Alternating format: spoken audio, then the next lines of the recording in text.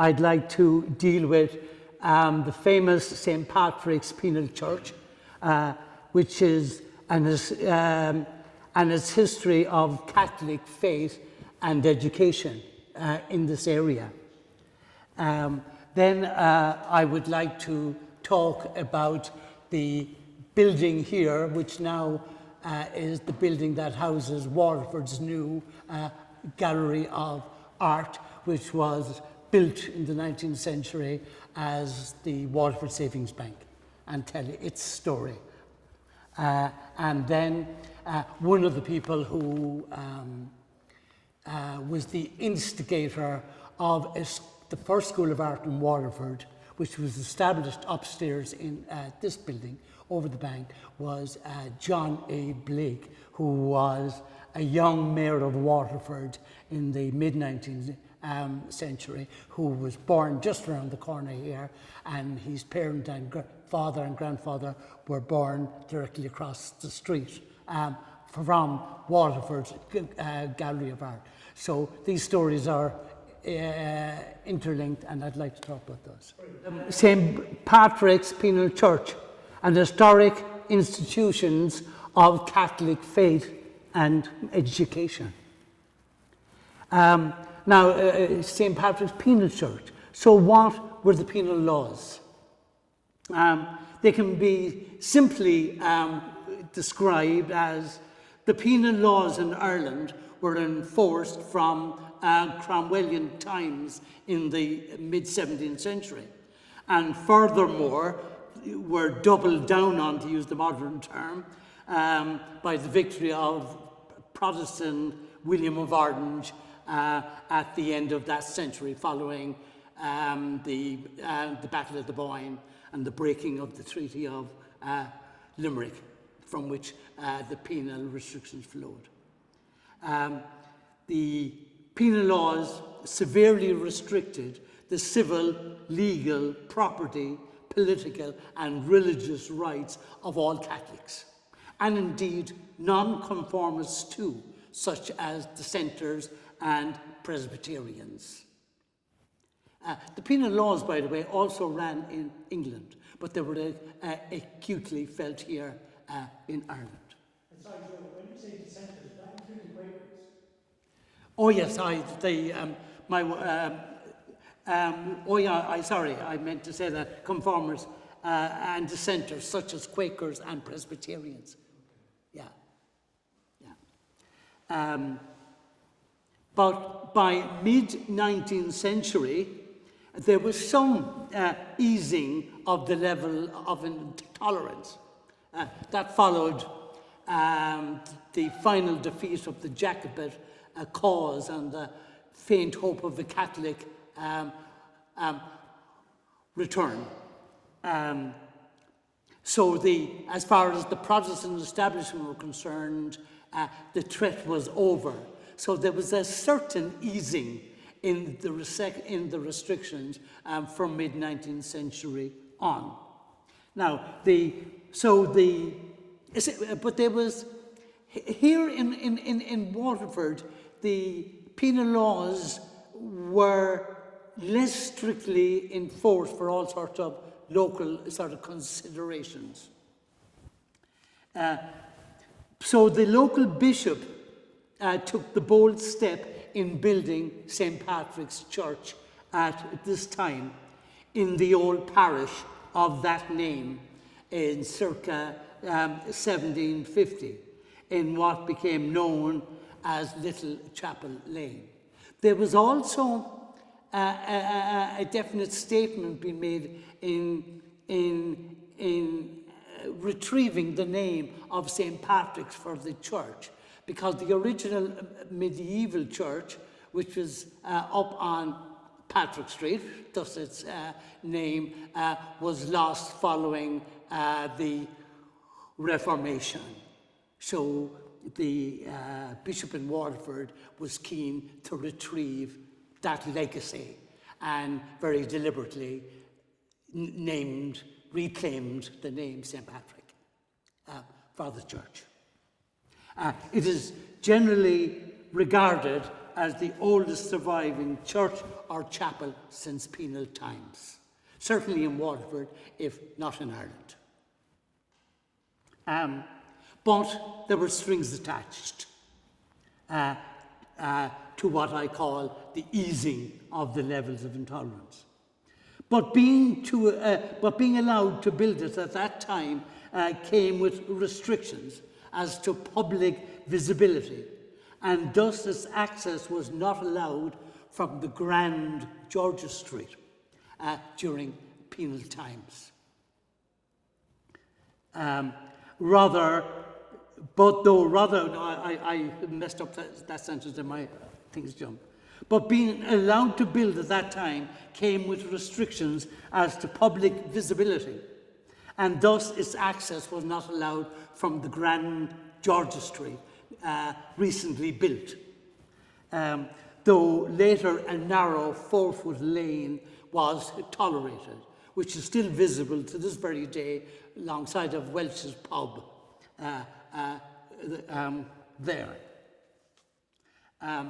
Come the end of that century, and following the major easing of the penal laws in the Relief Acts of 1793, but still the narrow gateway remained until the arrival of a considerable cleric by the local man, the Reverend Francis Hearn, who was a scholar and had worked for many years in what is now Belgium, in the Louvain.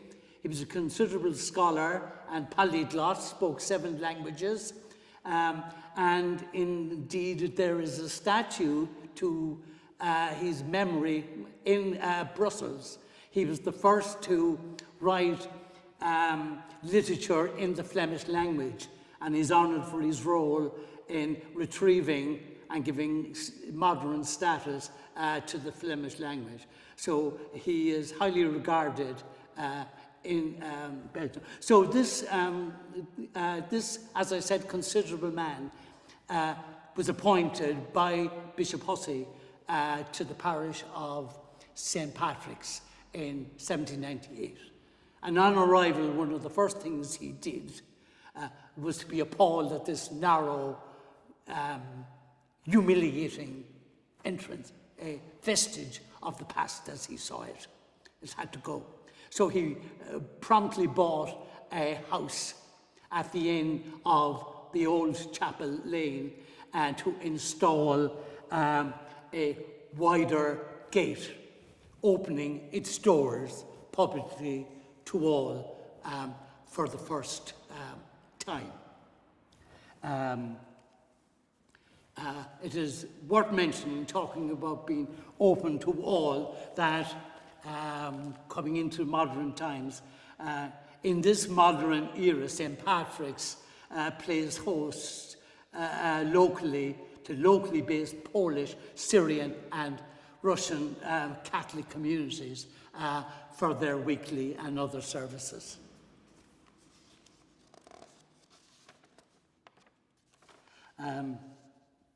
But Little Chapel Lane and the St. Patrick's area is so full of our history.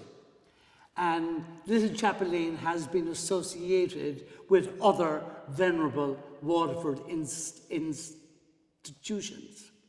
For example, it's not realized widely nowadays how important the presence of the Jesuits were in Waterford in the 16th and 17th century. One of the first Jesuits in Waterford was from that very old Waterford family of the Wises. He was Maurice Wise. The Jesuits were based here for much of the 18th century. There's a record of them being in what became Chapel Lane from 1704. And they remained there, residing in the large house at the top of the lane, near the entrance to Jenkins Lane. And there they ran a school and ministered in general terms from that house until the suppression of the order by the papacy because of their growing power throughout Europe in 1773. Though many of the Jesuit clergy remained as secular priests and continued to serve in St. Patrick's Parish for some time. That legacy continued in England, in Stonyhurst College, in particular, where Waterford wealthy Waterford Catholics invariably sent their sons for their education.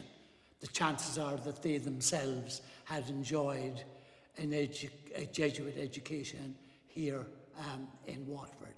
People, for example, Thomas Wise, Thomas Francis Marr, and many, indeed Daniel O'Connell and others, all went to Stonyhurst College in Lancashire, in England. So that strong link to the Jesuits remained. They were later, on their restoration in 1815, they established a school in Tullybeg in Carlow. Tullybeg as to Tullamore, whatever, where again the Waterford professional Catholic classes began to send their sons, and then that joined, amalgamated with Clongowes later, who were the kind of the flag bearers of the Jesuit order here. So that there's a long link between Waterford and the Jesuits, which began locally. Another institution in Old Chapel Lane, which is contemporaneous with St. Patrick's Church and built about the same time, is what's known, there's a plaque on the wall for those who are curious to see, known as the Langton Carew Charity, which was endowed in 1756. The Carews, like the Walshes, and the Whites and other Catholic merchants, left here with the onset of the penal laws, where they found trading intolerable and worried for their property. They went to France and Spain and the Canary Islands, where most of them prospered, particularly in the wine trade. But there was a very strong tradition within those exiles, economic exiles, fleeing the penal laws, to endow charities back in their home city of Waterford. Such were the Langtons and Carews. Lawrence Carew was in Cadiz, where he made a considerable fortune. And in his will, he endowed an almshouse to be sited by the newly built St. Patrick's Church, an almshouse for 13 widows with a small, modest pension, to maintain them. On his death, the will was administered by his son-in-law, also a merchant in Cadiz, Nicholas Langton, thus known as the Langton Carew legacy. But it's there typical of many more such legacies which were endowed by these merchants who went abroad through during penal times. The tradition of education begun with the Jesuits in this lane, was continued by the Presentation Sisters. When the Presentation Sisters were invited to Cork to found two women, and Mrs. Margaret Power and her sister-in-law, Miss Ellen Power, were asked by Bishop Hussey, who had entered the Presentation Order in Cork, Nan O'Nagle's foundation, and they were invited to Waterford to set up school there. And the site in St. Patrick's was given to them by the then Bishop Thomas Hussey, a remarkable individual himself. So they established their school here in 1798. Along with Newtown School were the first two Catholic secondary schools in Waterford, both established in the same year. The Presentation Sisters were there only a couple of years. They moved to Hennessy Road in 1800, where they were for the next 40 years, and the school thrived there. Convent Lane, or Nunnery Lane, takes its name from the presence of the convent there. In 1848, a new school was opened in this Duggan. Again, the Wises and the Mars again played a role in providing land there. That again was designed by the famous architect Pugin. So the Presentation Sisters began in Little Chapel Street. Edmund Ignatius Rice, who founded his Christian Brother Order in New Street in 1802, and then shortly afterwards moved to the site at Mount Sion. But here in Little Chapel Street, opposite the St. Patrick's Penal Church, they opened a school, probably the second one, in 1818. And the school was here until 1953, when it was amalgamated with the newly rebuilt school in the Manor Street. Interesting, the mention of Edmund Rice, who was Edmund Ignatius Rice, who was known to have worshipped in the church, St. Patrick's Church, especially as his business was nearby in an adjoining street, the old, long demolished Oak Tavern Street at the junction there between Georgia Street and Broad Street, Barronstrand Street. And he himself came under the influence of the Jesuit order, hence his middle name, Ignatius. The founder of the Jesuits, of course, was Ignatius of Loyola. So there, again, a continuing of the educational tradition of the Jesuits, which began in this hallowed street.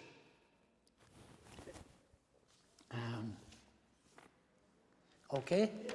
Yeah, there's a lot of detail there. Some of it's not known before. The St. Patrick's is also associated with Newfoundland, isn't it? As a place for registering babies that were first born in Newfoundland. Yeah, yes, yeah. That's another interesting story, but we'll get that some other time. Yeah, it is where they had to come home to baptize because they couldn't be baptized over there, and they're here. And Canon Power has them all in his stuff, all the names and the occupations and all that kind of stuff of the family. Yeah, we'll come back to that. Yeah, but maybe one final thing that I remembered. About Chapel Lane, because I made much mention of Little Chapel Street. The reason for the name Little Chapel Street is that the big chapel was where the the Cathedral of 1793, the one designed and built by architect John Roberts, 1793. The site there stood a previous church, and it was known as the Big Chapel. And before that, the church was at the other side of the street. There was a lane called Rogers Lane, which comes out somewhere in the modern George's Court. And the original church was there. And again, it had to be out of sight, out of mind. It was built kind of athwart or sideways, sort of to Barn Street, accessed again by a narrow lane.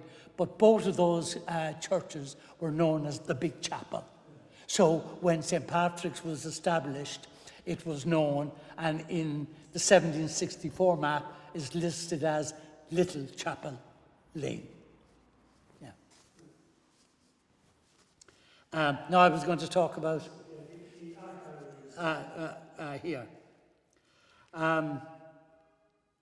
The Waterford Gallery art building, also known previously as the Waterford Savings Bank. Well, what of its history?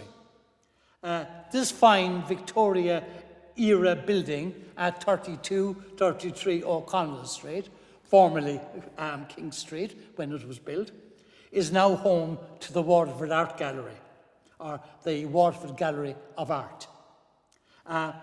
It was built in 1841 as the Waterford Savings Bank to a design by a Thomas Jackson of the Waterford Quaker community, a community who had a strong presence in this area, in this street in particular, including the meeting house opposite, which has been here since 1793.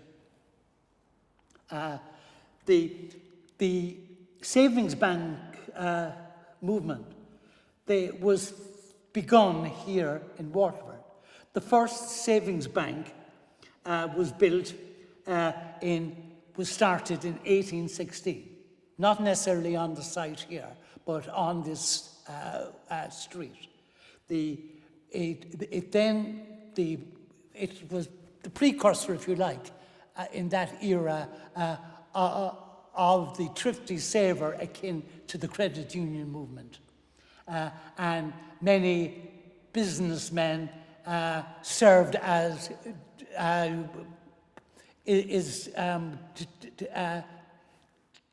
directors in a benefactory sort of role. The next branch was in Cork, and then Dublin, and then nationwide after that. But the story of the savings bank movement began here in Waterford. And this fine building, as I said, was built in 1841. Now, it's historically appropriate that this new Gallery of Art has been established in this building, as it once accommodated Waterford's first School of Art and Design in 1852, under the tutelage of a Mr. J.D. Croom. And it waxed and waned for the next 50 years before it was absorbed into the new Central Technical Institute established in 1906 in Parnell Street. But that had its origins here. The trustees, so how did it end up being in this building? Well, the trustees of the savings bank, through the influence of one of its directors, Quaker businessman Joshua Strangman, who had such a key role during the famine relief here in Waterford and indeed in Ring, offered the use of the large room over the bank free of charge. It was in keeping with their strong spirit of philanthropy at that time. But the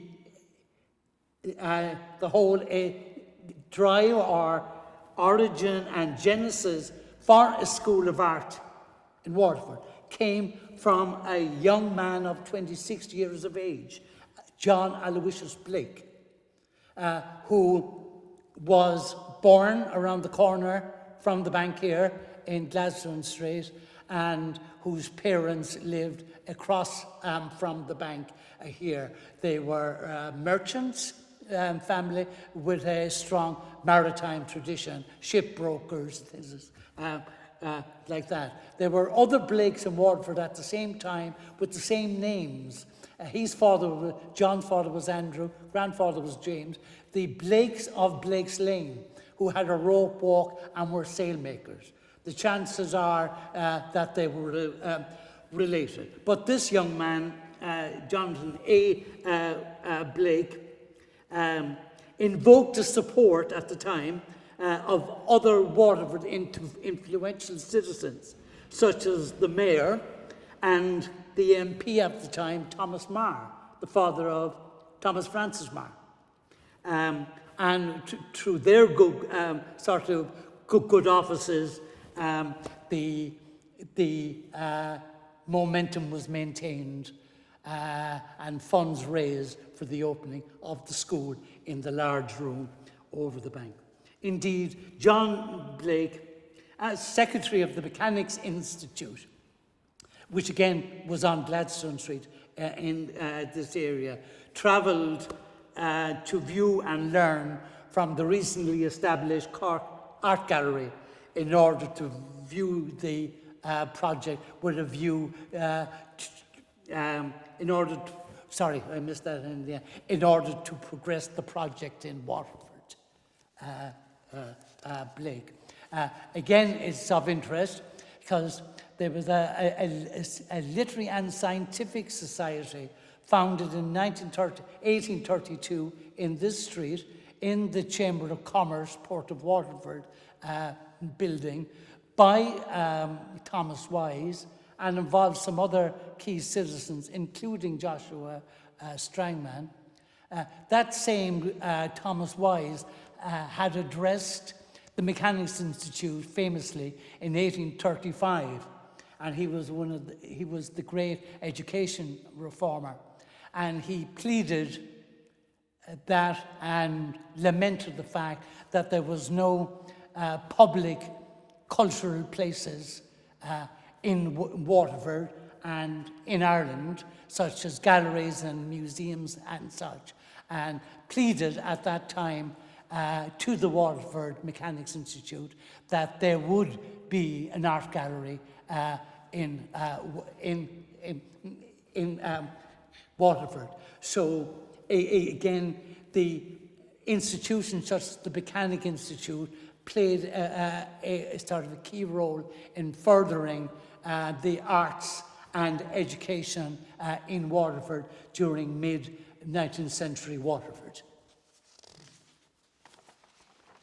Okay? Now,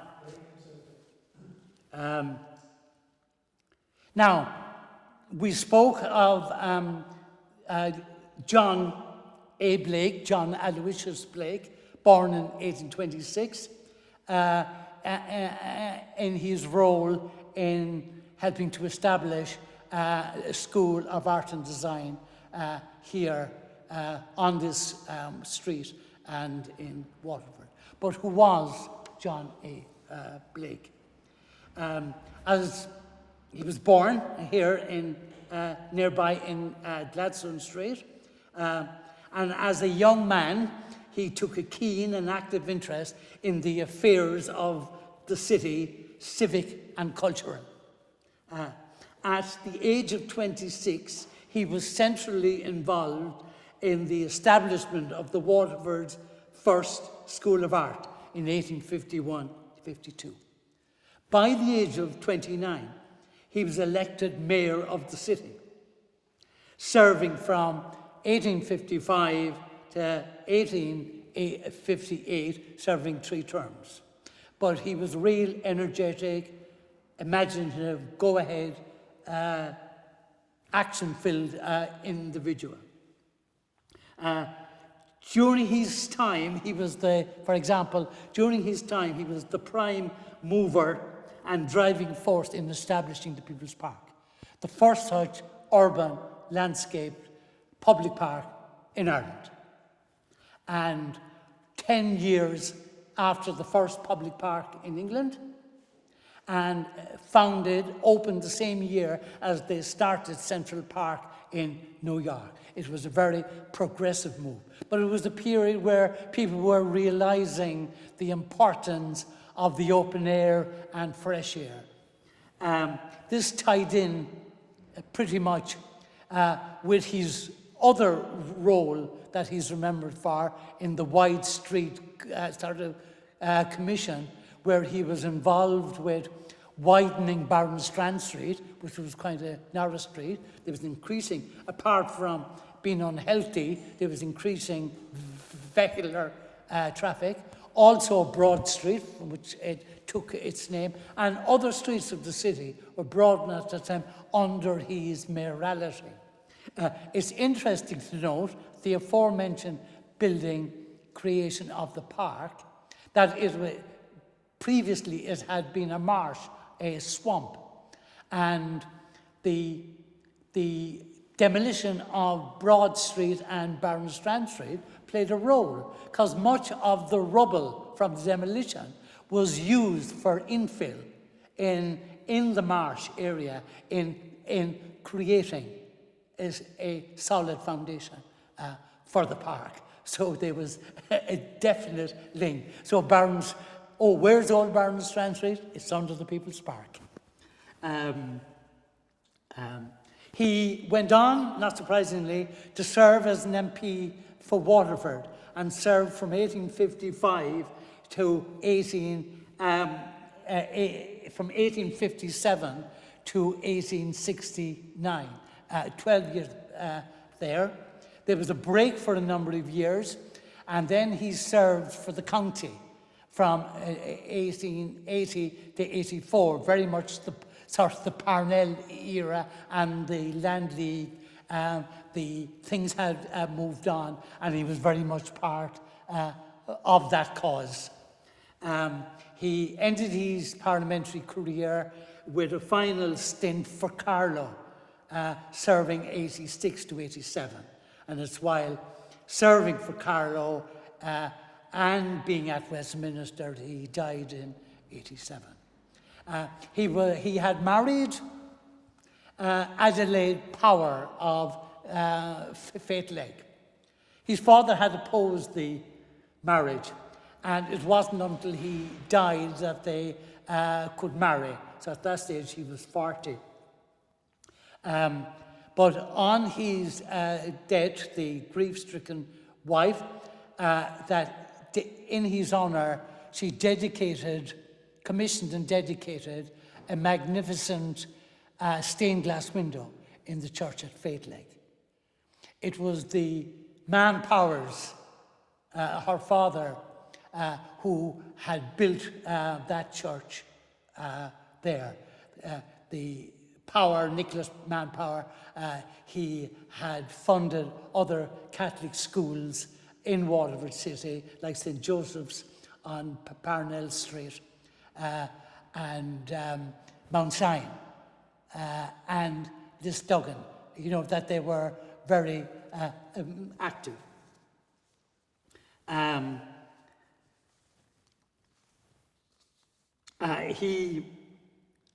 He was, I lost track there. He was highly regarded as one who lived and worked tirelessly for his city and his county.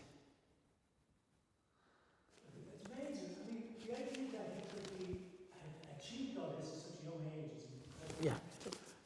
And was that unusual? Oh, yeah. But the reason was the old thing with the, even though they were the gentry, be they the old landed gentry, or it was a big thing, the man Powers being Catholics, now being big landowners, we're the gentry now. But they had the same contempt for trade and merchants. And the idea of his daughter marrying. But in the modern era, we talk about tradesmen. It had been carpenters and things, but traders, merchants, and he just refused that his daughter should marry such a commoner. So behind the sort of facade of the philanthropy were important people. There's no need to get into all that kind of stuff. But that's the reason he opposed the marriage. They weren't good enough for him. And Blake's parents, what were they? What did they do? Oh yeah, they were Catholic family. Yeah, but did you know what did they do for a living? Oh, they were shipbrokers and merchants. They hailed actually from Thomastown, from Ballinamona in Thomastown. Martin Gann insists that Blake was born in Thomastown. But other local sources said no, he was. But they came. He was either came here very young or he was born around the corner. Because his father, the dates, I looked at the dates there in the directory. They were his father and grandfather were across the street.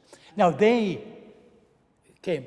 His brother James, John A. Blake's brother, is buried up in Thomastown, in the graveyard. Do you have the numbers of the house? Now, that's funny. Michael O'Sullivan insists it's number 45, and I had that written down. Now, where it was just around the corner from the old AIB, that first building. But I looked at it there now, it says number 9. It says 45, and a descent in the field says 46. There isn't 46 Houses. and whatever. Now, for a while, that was known as King Street. So there might be records saying, Which, that's that. And I said to myself, and I then went into Google Maps, and I went in, and there is no,